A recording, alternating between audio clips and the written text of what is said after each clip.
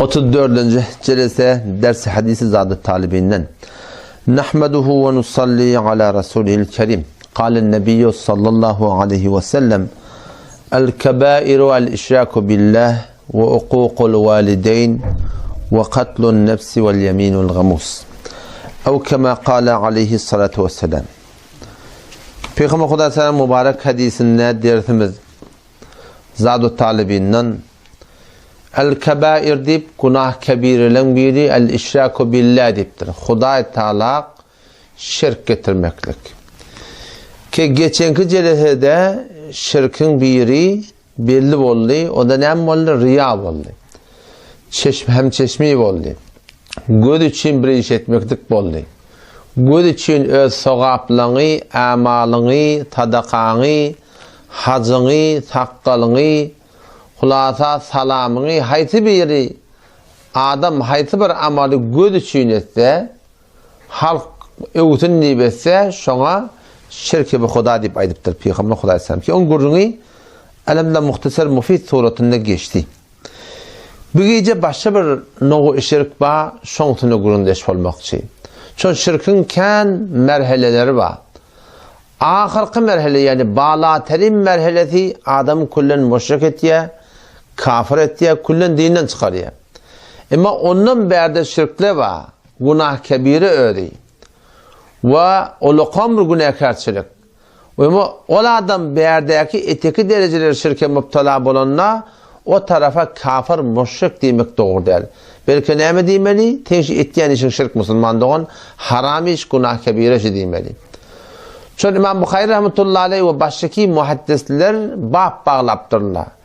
Zulmun dunu zulm ve küfrün dunu küfür deyiptir. Yani zulmun mertebeleri var. Nihayet mertebesi neymiş ol? Allah Tebarek ve Teala şirk getirmeklik. Küfür de şeyde. Muhtelif küfür var. Nihayet gönlüne çıkan neymet ya insani kafir ettiğinden çıkıyor. Onun merde kendi adı küfür değil diye. Şu mescidde sevmeklik küfür. Ama burada mescidde sevmekten kafir oldun demek doğru değil. Sen küfür ettiğin diye ya da. Yani bu katı günah karşı iş ettiğin diye ayettiği. Ya hemen şu bir denana adam senin şeriat uğruna diyenini etmese ya adam solta denana alakım bir nacur iyetler vermeyen dursa şu da no küfür şey. Ama tarafa mesela söyleyeyim kafir demek doğru değil.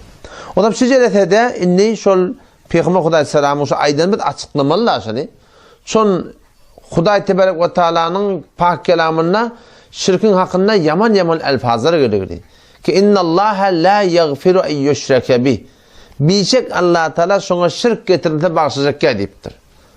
Ve yaghfiru ma dune zalike limen yasha. Eğer şirkten başka her bir günah olsun onu etekte ne bir günah olsa Allah Teala halini bağışlayacak. Ama ben şirki bağışlayacak deyip Huda Teala. İnşallah şirki bağışlayacak diyeni o bir nihayeten bir anda olduğuyla müşrik olursa, kafir olursa Allah Teala şun herkes bağışlayacak deyiptir. Ama ondan berde günahları olsa onu Huda Teala ne istese bağışlayacak. O zaman şol bağışlanmayacak günah bolurluğu gerekli şun hakkında katı varahim oturup çıncayıp da şunu açıklamaklık gerek oluyor. O zaman şun bir neme, şun biri Allah Tebarek ve Teala bir zat-ı şu. Ahad ödi, samat ödi, lem yelid ve lem yulad ödi ve lem yekun lehu kufuven ahad ödi. Leyse kemitlihi şey ve huve's-semi'ul basir. Şenava bina şol Allah Teala şeyle bir zat şu.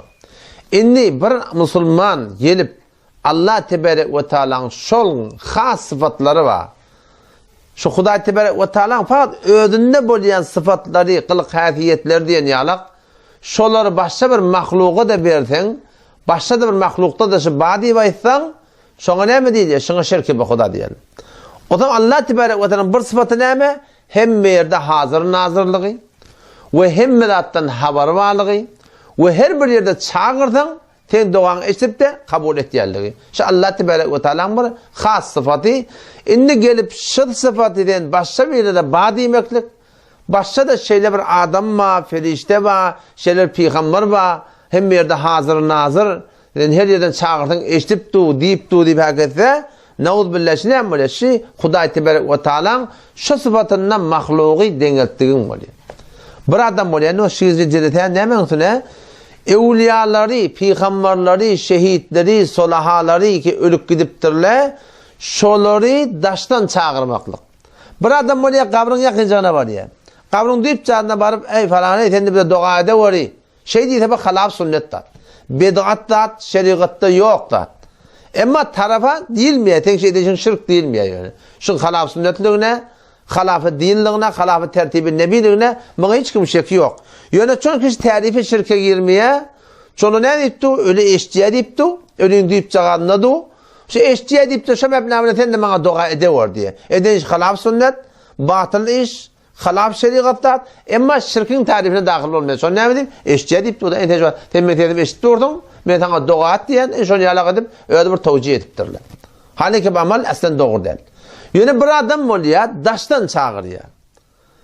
O şu daştan çağırıp da, şöyle bizim sesimizi eşitliğe, her yerde olsak, o zaman bizim sesimizi eşitliğe bize dua edip veriyor diysen, şu tarzda şu Allah Tebarek ve Teala'nın her yerde hazır nazır bulup, her yerden ses eşitmeklik ve her kimin duanı kabul etmeklik diyen de yapma, şu sıfatı sen mahluka verdiğin oluyor.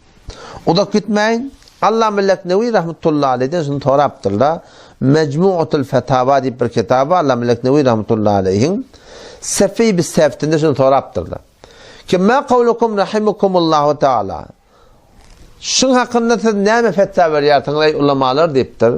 Allah size rahmetsin. Dedim mesele ki adete evam-ı indiyares. Şu mantıkada am adamların adeti var. Ne diyorlar? Ki der vakti musibet o hacet. Bir musibet yetişenine, kıyınçılık yetişenine ez duru ba'id taştan ha. Dava şunu tünhenir. Eğer sen malakim yani tarife şirke girmeye diyenim şey. Yakından çağırsa dua ettiği öyle doğru değil. Onun gurun yok. Ama fetva ne menüsüne? Şirkin üstüne. O müşrik demekten üstüne de. Hayti burada da şirk diye diye. Onda diye şu mantıkada adeta avam şüpherim olur ki vakti musibete hacette ez duru ba'id taştan Enbiya aleyhisselami, Evliya-i Kirami be tariqi istimdat mihanen. Bir de kömek verdi çağırıyorlar diye.